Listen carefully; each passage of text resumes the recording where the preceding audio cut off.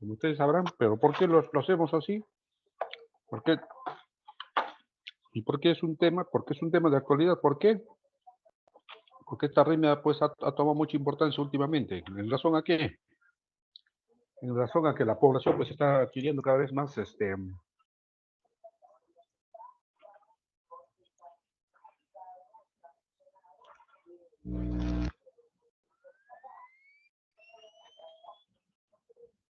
más, digamos, más sobrevida, ¿no? O sea, la expectativa de vida pues ha aumentado tremendamente, de manera que ahora esta arritmia pues se ha hecho muy frecuente y por lo tanto los problemas que devienen de aquí han tomado actualidad. Y además, ¿por qué? Porque en el examen que les toman a ustedes en el ENAM, muchas preguntas vienen sobre de este aspecto, ¿no? De la fibrilación auricular. Muy bien, vamos a ver, ¿qué cosa es la fibrilación auricular? De todas las arritmias que nosotros conocemos, o sabemos, o hemos visto, o hemos estudiado, la fibrilación auricular es la más común. ¿Ya? Según estadísticas, casi el 60-66% de todas las arritmias es fibrilación auricular. ¿Ya? Y guarda relación con la edad. Más edad, más alta es la incidencia, pues. ¿Ya? Entonces, en la fibrilación auricular, ustedes saben que la aurícula cuando se despolariza, pues la respuesta de la despolarización auricular va a ser la contracción auricular, ¿no? En este caso, cuando hay fibrilación auricular, pues no hay una despolarización pues, uniforme, sino hay múltiples frentes de despolarización haciendo que la actividad auricular no sea coordinada, o sea completamente descoordinada y por lo tanto la función contráctil también sea pues descoordinada o ineficaz, digamos, ¿no? O sea, no puede contraerse.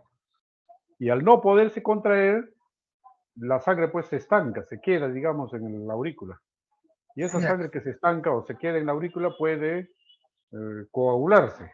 Y al formar coágulos, puede estos coágulos dispararse y generar trombosis. Es por eso que esta arritmia adquiere esa relevancia, ¿no? Por las consecuencias, ¿sí? ¿No? Entonces, como la contracción de la aurícula pues se vuelve ineficaz, muchas veces en los pacientes de edad, la contribución auricular es muy importante para mantener un gasto cardíaco más o menos óptimo, ¿no? De manera que si eso se pierde, entonces puede haber una reducción del gasto cardíaco, entonces el paciente pues viene con hipotensión, ¿no? Y como puede favorecer la formación de coágulos, pueden dar lugar pues a la generación de trombos y estos dispararse, ¿no? Ya sea al cerebro o periféricamente hablando también, ¿no? Y por lo tanto eso conlleva pues a un mayor riesgo de mortalidad. Por la misma arritmia no, sino por las consecuencias, ¿no? Entonces, ¿qué características electrocardiográficas tendrá la fibrilación auricular? Obviamente, si no hay actividad auricular, no habrá pues ondas P, hay ausencia de ondas P. Y si hay ausencia de ondas P, estas se muestran pues muy irregulares, muy discretas, muy mm, de múltiples formas, digamos, ¿no? Y los intervalos, en ese caso, los RR, o sea, los intervalos ventriculares, van a ser pues muy variables, ¿no? Muy variables, muy variables y muy irregulares. Entonces, eh, la actividad auricular irregular va a generar esas onditas que se conocen como ondas fibrilatorias, ¿no? Fibrilatorias cuya frecuencia es muy alta incluso, ¿no? Puede llegar hasta 600, ¿no?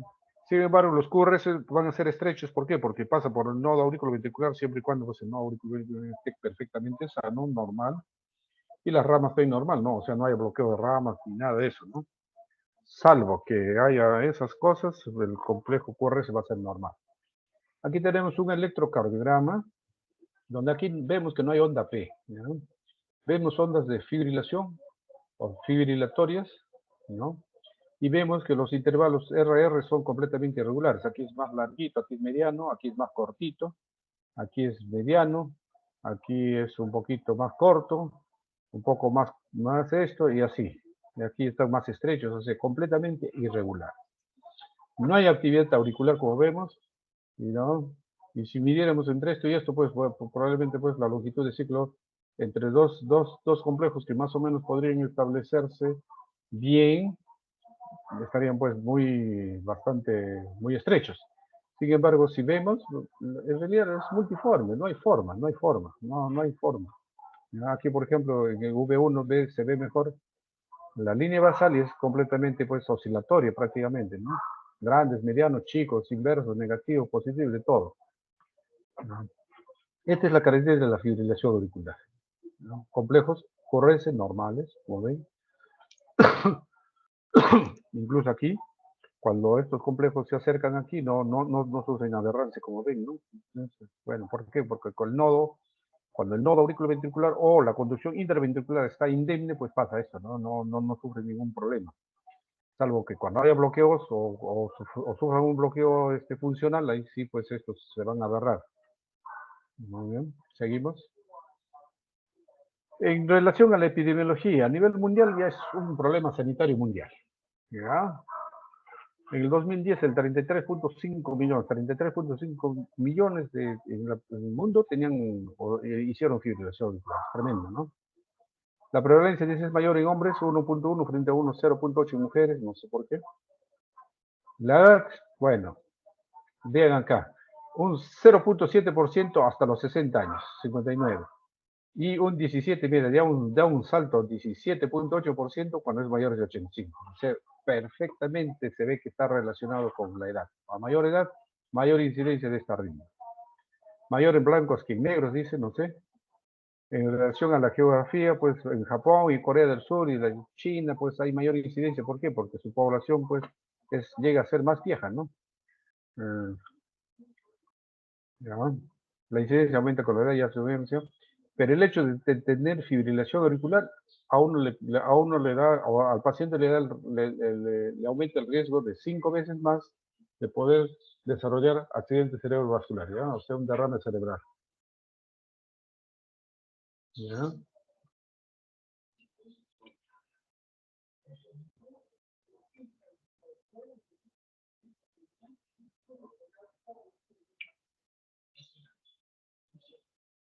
¿Ya? Contribuye a más del 99% por año, dice 99, y gran costo en los sistemas de salud, obviamente. Esto ya es un problema de salud en muchos países. ¿Ya? Aquí se ve, ¿no? En relación a la edad, la incidencia, de 80 es mucho más incidencia, pues, muchísimo más, tanto en hombres como en mujeres. ¿Ya? ¿Cómo se origina la fibrilación auricular? ¿Cuáles los mecanismos? ¿Ya? Hay muchísimas discusiones acerca de la patogénesis de la fibrilación auricular. ¿Ya? A ciencia cierta, no se sabe exactamente a qué se debe, pero se debe a múltiples factores, ¿ya? A múltiples factores en donde mucho tiene que ver los cambios en la anatomía, sobre todo en las características electrofisiológicas de las células que forman el miocardio, del miocardio auricular, ¿ya? Del miocardio auricular. Estos suelen asociarse generalmente también a cardiopatía subyacente. A menudo, pues, cuando hay crecimiento de aurículas, de las aurículas, eso pues constituye un mayor riesgo de desarrollar la fibrilación auricular. A una elevación de la presión auricular también, por ejemplo, un hipertenso tiene pues elevada la presión diastólica del ventrículo izquierdo y eso repercute en la presión de la aurícula izquierda. Entonces, eso puede conducir a fibrilación. Por supuesto, con crisis hipertensiva han presentado fibrilación auricular, eso se ve evidente. Y además, como da la impresión de que las fibras, los miocitos auriculares se disgregaran, entonces en ese espacio se va a infiltrar tejido fibroso, ¿no? Pueden causar inflamación también de las aurículas y eso hace que la conducción pues pierda homogeneidad, ¿no? Y al perder homogeneidad pues vamos a tener múltiples fuentes de conducción o de actividad eléctrica que entre ellas, entre comillas, van a pelear, ¿ya? Van a pelear, ¿por qué? Por llegar al nodo aurículo ventricular, porque tienen que pasar el nodo auricular para que pase el ventrículo, pues. Entonces uno llega más rápido, uno llega más lento y es por eso que la frecuencia ventricular en este caso se vuelve irregular, ¿no? ¿Ya? Las contracciones prematuras auriculares o las pisos supraventriculares parecen ser importantes desencadenantes, así es. O sea, muchas veces el paciente está normal y un extrasístole auricular desencadena, ¿no? Pero en corazones normales se puede presentar la fibrilación auricular, por supuesto que sí, ¿ya? Por supuesto que sí, eso se llama fibrilación auricular y corazón sano. ¿No? Entonces, aquí generalmente más se debe a estreses, ¿no? A estrés. Cuando son pacientes que están con mucho estrés, pueden presentar estos problemas, ¿no? Se sabe que el único foco que dispara rápidamente, también se sabe que hay focos que disparan, ¿no? Potenciales que pueden dar lugar pues a conducciones fibrilatorias, ¿no? De tipo fibrilatorio. Eso están localizados en la desembocadura de las venas pulmonares. ¿No? Eso está establecido en la desembocadura de las venas pulmonares. ¿No?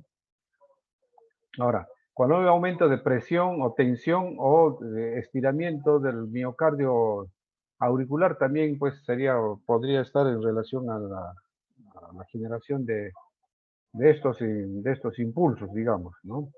Y sobre todo, si esta presión llega a las venas pulmonares, entonces esto causa distensión. Y al distender esta zona de la desembocadura de las venas pulmonares, los caiones, los canales iónicos sensibles al estiramiento se van a activar, pues y entonces van a empezar a disparar, ¿no? Van a, estímulos eléctricos, ¿no? Se especula que el mecanismo de estiramiento auricular explicaría asociación entre fibrilación auricular y refibrilación mitral. Bueno, así como varios tipos de insuficiencia cardíaca, ¿no? Claro, pero la regurgitación mitral o la estenosis mitral, la insuficiencia cardíaca, pues al final van a repercutir en la aurícula. Y la dilatación de la aurícula, pues, es la que mucho se asocia a fibrilación auricular. Se habla aquí ¿no? De corrientes, ¿no?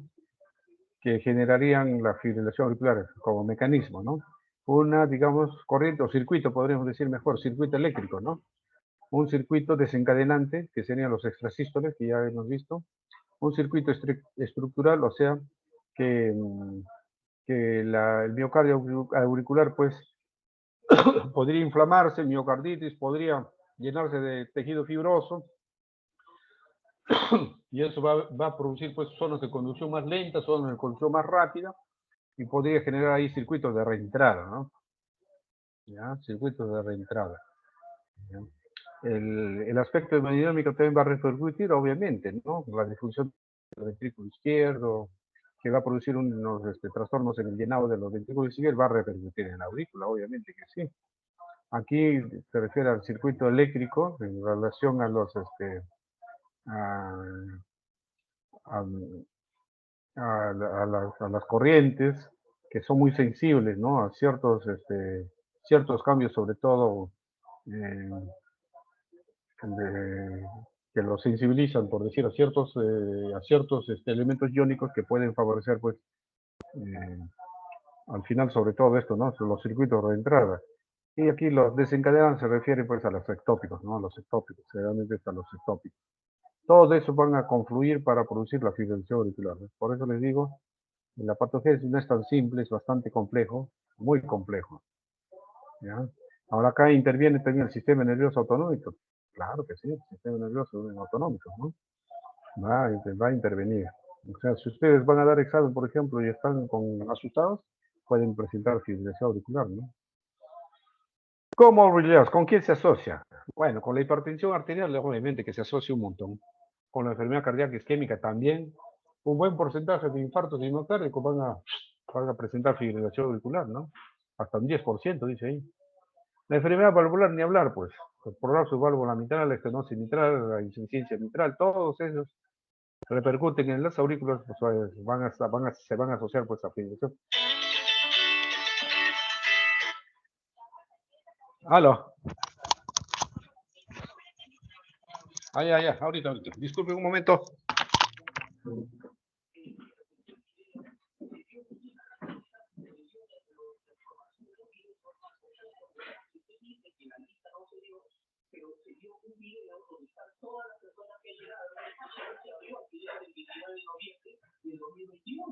En adición a ello, ahí está la información.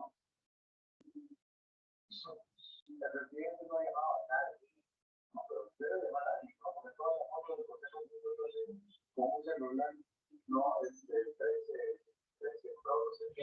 no, la evaluación llamarse consejero presidencial a un análisis, ¿no? Muy agudo de fallo a los funcionarios. De hecho, que esta es una decisión pública, ¿no? Y bueno, se refiere también de manera no tan sindical o no tan casada. Bueno, es bueno escucharlo pensando en que este señor que ahora es procesado en el archivo le debe la vida a Fujimori. No hubiese sido capaz en el panorama político de la porque antes un otro partido incluso un partido judicial así de verdad y nadie se lo cómo lo puede cómo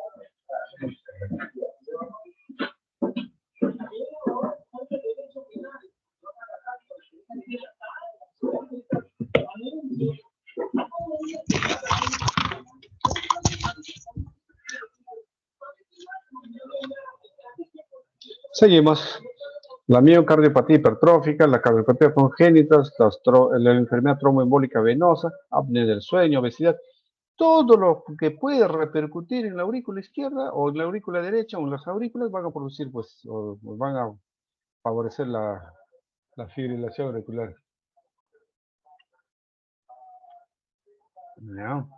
La anemia, dislipidemia, la tiroides, pues, está asociado con la fibrilación auricular, pues eso sí es harto conocido, ¿no? La enfermedad tiroidea, sobre todo el hipertiroidismo, ¿no? Muy bien. ¿Cómo se clasifican? ¿Cuál es la clasificación? Nosotros más lo conocemos como una fibrilación auricular aguda cuando aparece, ¿no? Es un evento nuevo o algo así, o crónica cuando ya es permanente, ¿no? Pero eso es para ver la naturaleza temporal. Bueno, pero es parecido a esto. La verdad, esta es la clasificación que se está usando ahora, que probablemente cambie, ¿no? Va a cambiar. La fibrilación auricular paroxística es la que viene y se va. ¿Ya? Desaparece espontáneamente o intermitente. Define que termina espontáneamente o con intervención, pero antes de los 7 días. ¿Ya?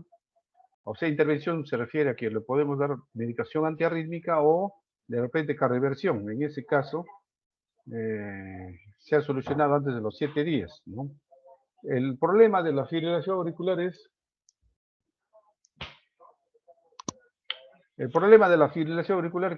que es recurrente, ¿ya? Entonces, una vez que ya presentó un paciente un episodio de fibrilación auricular, esto se va a volver recurrente, por supuesto que sí. Después tenemos la persistente, la que no se resuelve automáticamente en 7 días. Entonces vamos a tener que dar fármacos o cardioversión eléctrica para restaurar el ritmo sinusal, ¿no? Y la persistente de larga duración es hasta los 12 meses y la permanente es la crónica, pues. ¿Ya? Dice, en la que el paciente y el médico deciden no seguir estrategia de control. Me parece tonto esto, porque esto incluso uno lo puede cardiovertir y todo y no va a salir, va a permanecer siempre en fibrilación auricular. ¿Ya? Va a permanecer siempre en fibrilación auricular. ¿Cómo estudiamos a un paciente con fibrilación auricular? ¿Cuál sería, digamos, nuestro método?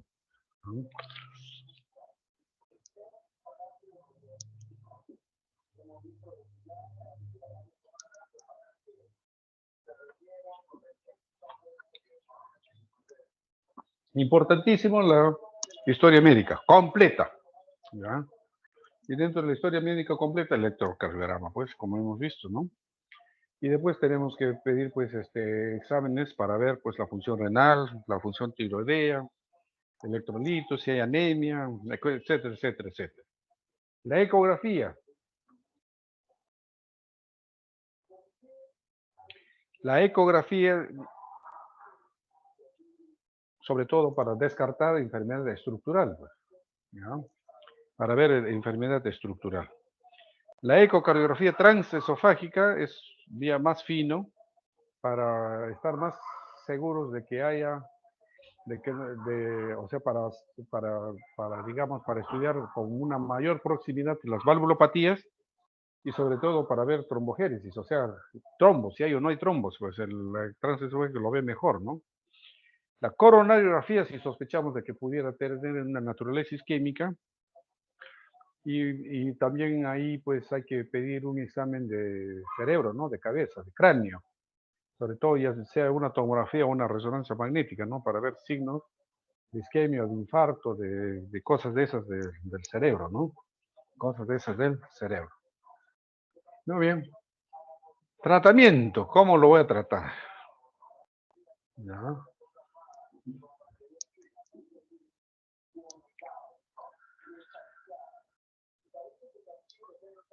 El tratamiento básicamente está enfocado en, primero, prevención de las tromboembolias o de la trombogénesis, ¿ya?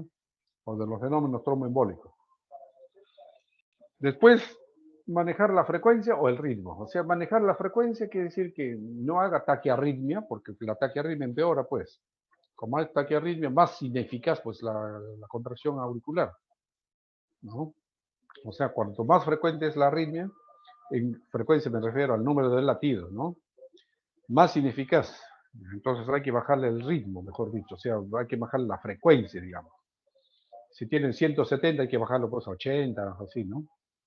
Y el manejo del ritmo es restaurar el ritmo sinusal normal, o sea, si el paciente viene con fibrilación auricular recientísimo, digamos, aparición, entonces podríamos manejarlo con antiarrítmicos o con cardioversión. Cardioversión quiere decir shock de corriente.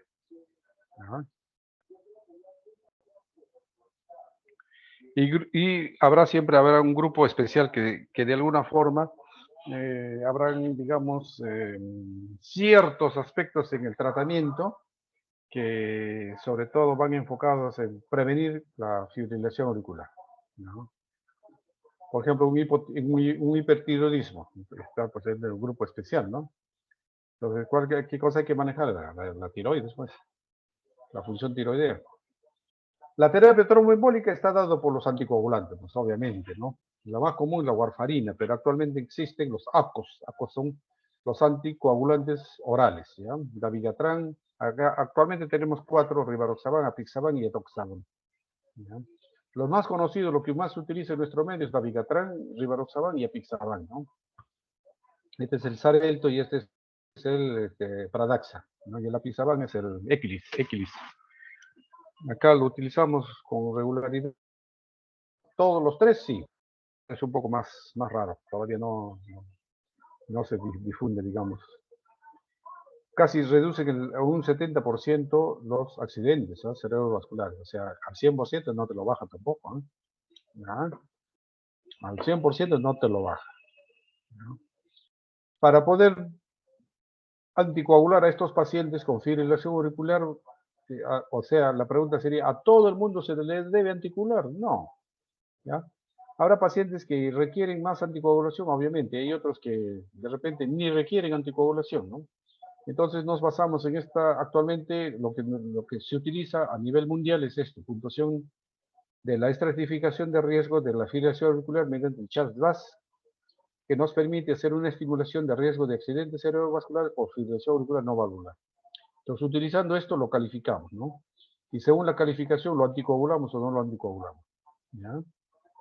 Para pocos que no pueden tener terapia anticoagulante por cualquier razón, ¿ya?, pueden tomar aspirina o clopidogrel, pero la aspirina y clopidogrel no tienen esa propiedad protectora de un 70% por si acaso, o sea que es muy bajo, casi ya, que creo que no llega ni al 30%, ¿eh? ¿Ya? Este es el CHART-VAS, la puntuación. Si es hombre o mujer, un punto. Si tiene menos de 64, 0, 65 a esto, y más de 75, 2 puntos. Si hay insuficiencia cardíaca, si hay hipertensión, si hay diabetes, etcétera, etcétera, etcétera, ¿no? Por si acaso, y esto, dos puntos o más ya es anticoagulación, ¿no? Por si acaso. Esa es la manejo de frecuencia y ritmo. Decidir entre el control del ritmo y la frecuencia hay que considerar el estado de los síntomas, la duración de la fibrilación auricular y el riesgo cardiovascular. Eso es así, ¿ya? La estrategia del control del ritmo, o sea, restablecer el ritmo sinusal. En la fibrilación auricular de reciente diagnóstico con alto riesgo de complicaciones cardiovasculares y sobre todo si es sintomático, pues claro, ¿ya? tienen riesgo alto, por ejemplo, los mayores de 75 años, los que tienen antecedentes previos de accidentes cerebrovasculares, ¿no? Los mayores de 65 años, mayores de 65, dice ahí, riesgo alto. Sexo femenino sí tiene más riesgo, eso sí. Y los que tienen insuficiencia cardíaca, hipertensión arterial, diabetes mellitus. Enfermedad arterial coronaria grave, claro. Enfermedad renal crónica también. Hipertrofia ventricular izquierda también.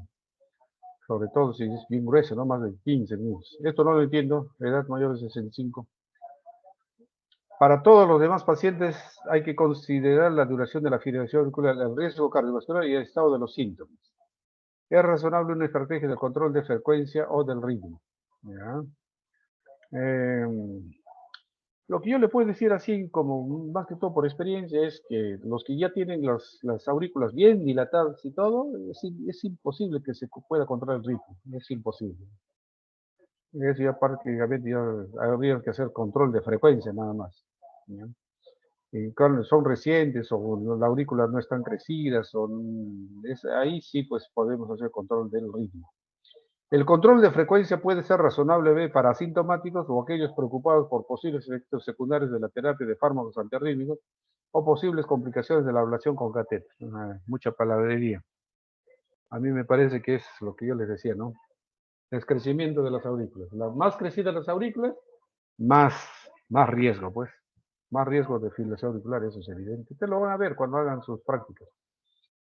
El control de frecuencia, o sea, que no haga taquiarritmia, o sea, no se dispare la frecuencia, pues va a estar básicamente controlable, va a ser controlable con beta bloqueadores o antagonistas de los canales del calcio. Dependiendo del paciente se puede usar, pues, ¿no? Beta bloqueadores se puede usar, por ejemplo, en personas un poco más jóvenes, podría ser, ¿no? Más jóvenes, ¿ya? Y antagonistas del calcio, probablemente pacientes que además de la fibrilación auricular tienen hipertensión arterial, sería lo ideal, ¿no? Por decir, ¿ya? El objetivo es que la frecuencia cardíaca esté menos de 80, ¿no? Si es sintomático, menos de 80. Menos de 110 si es asintomático. Y la función del ventrículo izquierdo está conservada. Claro, porque una fibrilación auricular con una frecuencia alta puede descompensarme el ventrículo izquierdo si es que tiene disfunción, ¿no? Si tiene insuficiencia cardíaca. En descompensación de falla cardíaca no hay que dar pues antagonistas de los canales del calcio, ¿no? Y hay que tener mucho cuidado con los usos de beta bloqueadores, porque estos nos producen inotropismo negativo, ¿no? Nos puede acentuar la insuficiencia cardíaca.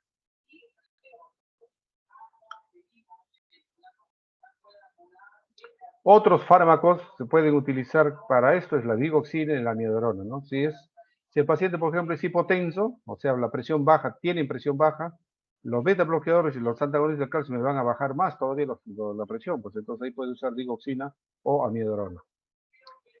En relación al control del ritmo, para restablecer el ritmo sinusal normal, tenemos la amiodarona y la dronedarona, que son los más conocidos. En otros países hay flecainide todavía, que es un medicamento muy antiguo, y el sotalol. ¿Ya? ¿Y cómo yo controlo el ritmo también? Mediante una terapia no farmacológica, haciendo una ablación con catéter, ¿no? O sea, yo aíslo los, los focos disparadores de potenciales que están en la desembocadura de las venas pulmonares, y cuando los aíslo y tengo éxitos aislándolos, o sea, separándolos, mejor dicho, la ablación con catéter en este caso puede ser eficaz, ¿no? Puede ser eficaz. En relación a situaciones especiales, como les mencionaba, estaban pues, los ancianos, los que tienen miocardiopatías, los que tienen canalopatías, los que practican deportes. Hay pacientes que cuando practican un deporte, están haciendo una actividad física y desarrollan fibrilación auricular, por si acaso. Gestantes, como les decía, hipertiroidismo, enfermedad pulmonar. La enfermedad pulmonar con mucha frecuencia, digamos, presentan fibrilación auricular, sí, claro, la enfermedad pulmonar, sobre todo cuando desarrollan hipertensión pulmonar, crecimiento del ventrículo derecho y repercusión en la aurícula derecha, ¿no? Claro, sí, sí. Posoperatorio. Un paciente del posoperatorio es una caja de Pandora, como se dice. ¿Por qué? Porque los pacientes posoperatorios que han superados, por ejemplo, de una prótesis valvular, ¿no? Durante su recuperación pueden presentar crisis de fibrilación auricular, claro que sí. Por eso a esos pacientes muchas veces antes de que hagan crisis, se les instaura la infusión de amiodarona. ¿Ya? Muy bien. En ausencia de un precipitante reversible, la fibrilación auricular suele ser recurrente. Y eso es lo que les decía, ¿no? A pesar de que no hay ningún evento recurrente, pues puede ser reversible o recurrente.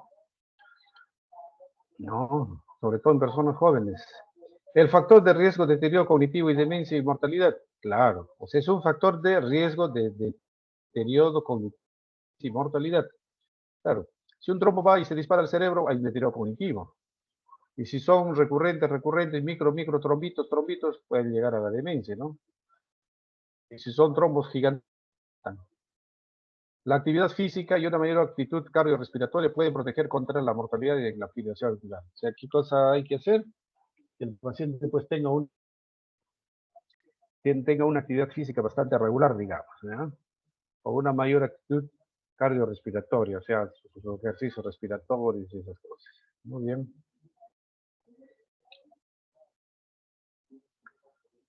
¿Alguna pregunta? ¿Algún comentario?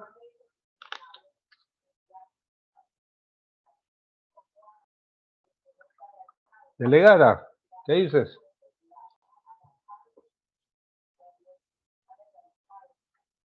Sí, doctor, ha estado claro la explicación. Corto, pero claro. Seguro, ¿no? Sí, sí, doctor. Ya.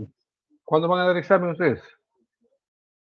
El viernes tendría que ser el examen, doctor. ¿Este viernes que viene? Sí, porque es el 25 de marzo. 25 de marzo, de repente yo ya no estoy por acá, ya lejos estoy. Estoy bajándome la asistencia, ¿ya? Estoy bajando la asistencia. ¿Ya? Doctor, y si usted se va, ¿cómo van a ser los sustis? ¿Los qué?